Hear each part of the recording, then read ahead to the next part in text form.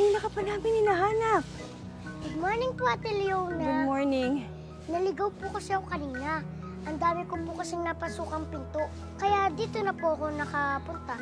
Sabi po kasi sa akin ni Lolo, kapag daw po umaga, nililinis ang labas at loob ng bahay. Gusto niyo pong tumulong?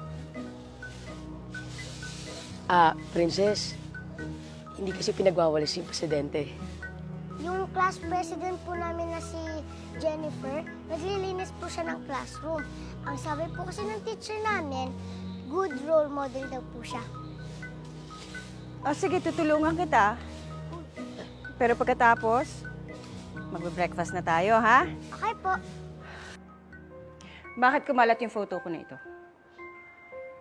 I'm sorry, ate. Ako yung kumuha ng photo. I admit, ako yung nabigay ng photo sa media at sa mga kaibigan kong press. Gusto niyo ba talaga ako ipahamak?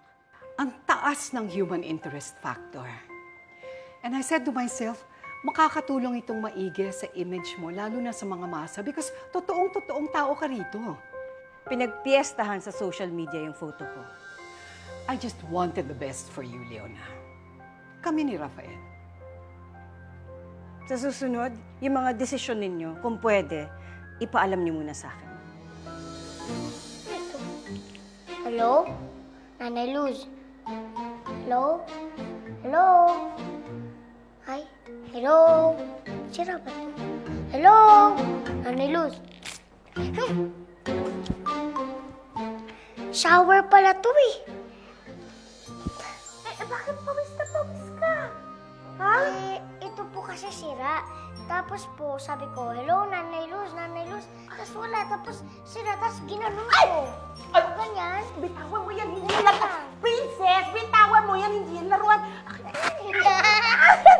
Ito ang office ko. Dito ako nagtatrabaho. Kilala ko po sila. Sila po ang mga naging presidente ng Pilipinas.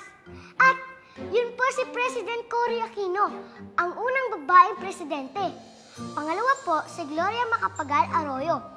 Pangatlo po, kayo po, Ate Leona. Very good ka, princess, ha? At ito naman si Colonel Tim. Hi, Kuya Tim. Ang gwapo niyo po. Boyfriend po ba kayo ni Ate Leona?